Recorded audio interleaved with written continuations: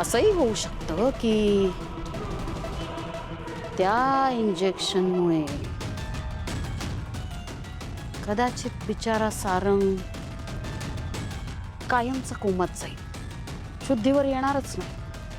आणि जर सारंग कायमचा कोमात जाणार असेल आणि तो बराच होणार नसेल,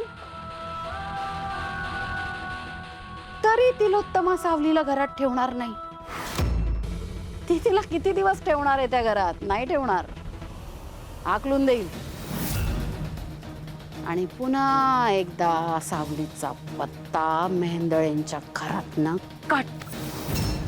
आता शक्यता क्रमांक 3. कदाचित खंड्याप्रमाणे सारंगला थोड्या वेळ शुद्ध येईल आणि सारंग सुद्धा खंड्याप्रमाणे कायमचा या खेळातनं आउट. पण मग जर सारंगच नाही जगला तर सावलीला मेहेंदळेंच्या घराशी जोडणारा जो एकमेव धागा आहे ना, तो धागा तुटेल. मग कुठलाच असा धागा शिल्लक नसेल जो सावलीला मेहेंदळेंच्या घराशी जोडून ठेवेल. आणि मग सावलीला मी इतका तिळतिळ करून मारेन ना, त्याची कल्पनाही सावली करू शकत नाही. पण ह्या सगळ्या खेळात नुकसान त्या बिचाऱ्या सारंगचंच होईल. पण नुकसान कुणाचंही झालं तरी जिंकणार फक्त भैरवीच.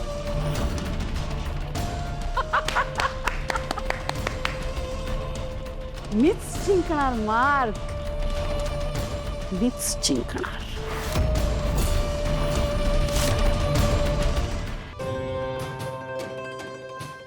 वहिनी,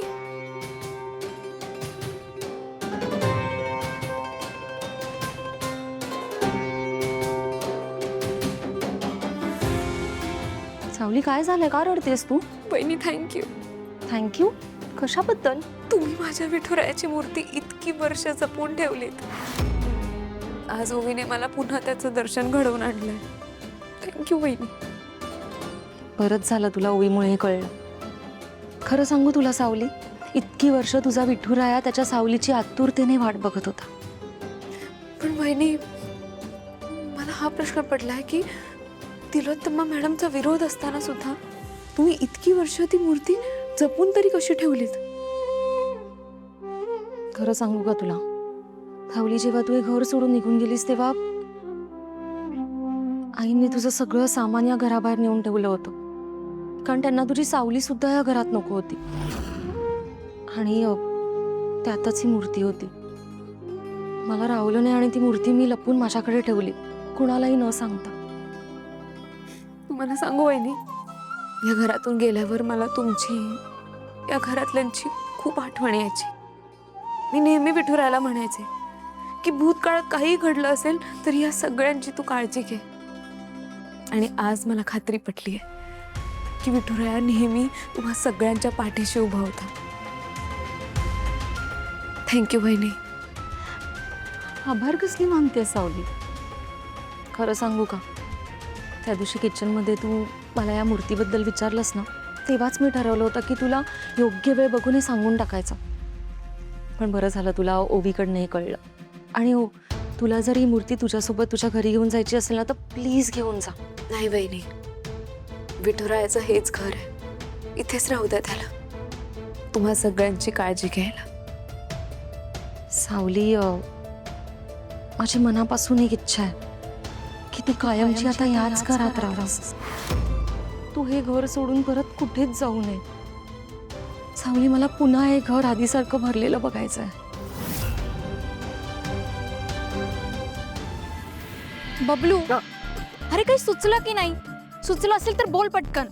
सुचलं असतं तर सांगितलं असतं ना तुम्हाला.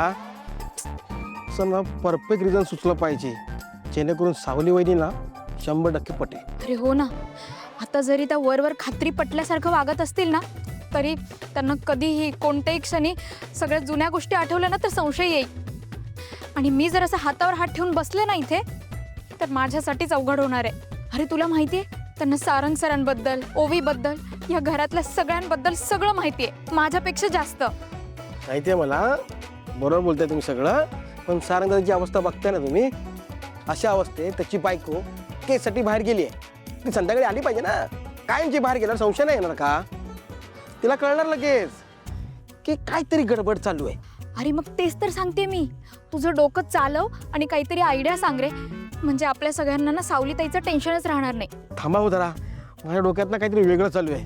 तर व्यंकटेश भाऊजी आणि सावली वहिनीच्या संसारात ना काहीतरी गडबड चालू आहे. काहीतरी शिजतंय, भाजतंय, करपते. म्हणजे नेमकं काय झालंय? तुला कशावरून संशय आलाय का? मला सांगतो. बबलू दादा, इथे आहात तुम्ही? घरभर शोधत होते तुम्हाला. हा घ्या डब्बा, प्लीज बाबांना देऊन या, त्यांनी काही खाल्लं नसेल. हा डबा एक माणसाचा आहे की दोन माणसांचा आहे? आता बाबा एकटेच आहेत म्हटल्यावर एकाच माणसाचा असेल ना बबलू दादा. अच्छा, तुम्हाला पण कंपनी द्यायची आहे का त्यांना? नाही नाही नाही नाही, मग 3 डबे होणार ना. जगन्नाथजी, मी, व्यंकटेश भाऊजी. काय? अहो पण व्यंकटेशजी बेळगावात आहेत. शक्य आहे, काल ते आलेत पुण्यात. व्यंकटेशजी आलेत? हो आलेत. तुला नाही माहित? कमाल आहे, तुझा नवरा बेळगावरून पुण्यात आला आणि तुला माहित नाही? फोन पण करून सांगितलं नाही? मेसेज केला असेल बहुतेक, माझंच लक्ष नसतं. बघते मी आणि डबा पण देते त्यांच्यासाठी.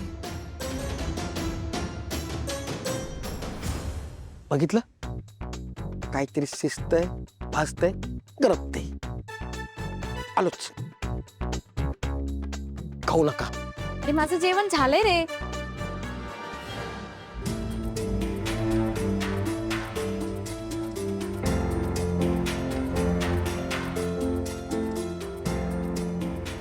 मी देते, लगेच डबा देते भरून. नाही नाही नाही, मला डब्याची घाई नाहीये. सावली वहिनी, हां ऐक ना, हां बोला ना. मला काहीतरी विचारायचंय, त्याचं उत्तर दे ना. हां विचारा ना. व्यंकटेश भाऊजीने तुझ्या संसारात काही गडबड आहे का? म्हणजे सगळं ठीक आहे ना? हो सगळं ठीक आहे. असा काय प्रश्न विचारताय तुम्ही? नाही म्हणजे व्यंकटेश भाऊजी काल आले आहेत, तर साधं कळवलं पण नाही. अगं तू त्यांची बायको आहे ना, साधं कॉन्टॅक्ट पण नाही केला की मी इकडे आलो आहे वगैरे, असं काहीच सांगितलं नाही. ते ना खूप कामात असतात, बिझी असतात, खूप खूप काम करतात तो बिचारे. आणि त्यांना माहिती आहे की मी इथे आले ना, मी सारंगची काळजी घेते, त्यांना सांभाळते, म्हणून त्यांना मला बहुतेक डिस्टर्ब करायचं नसेल. नक्की? म्हणजे ते इकडे आले आहेत, पण कसं आहे ना, तू इथे सारंगदादाला बरं करायला इकडे आलीस ना, उगाच मग ते त्याच्यामुळे तुमच्या दोघात प्रॉब्लेम नको. बाकी असं काही नाही, मला काळजी वाटते. बबलू दादा, असं काही नाही आहे, तुम्ही उगाच टेन्शन घेताय.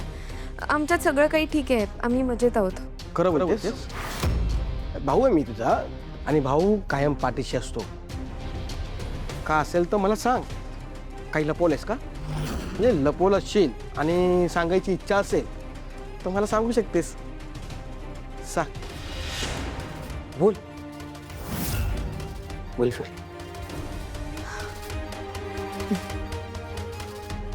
काही नाही आहे, सगळं काही ठीक आहे, मी मजेत आहे. हे घ्या.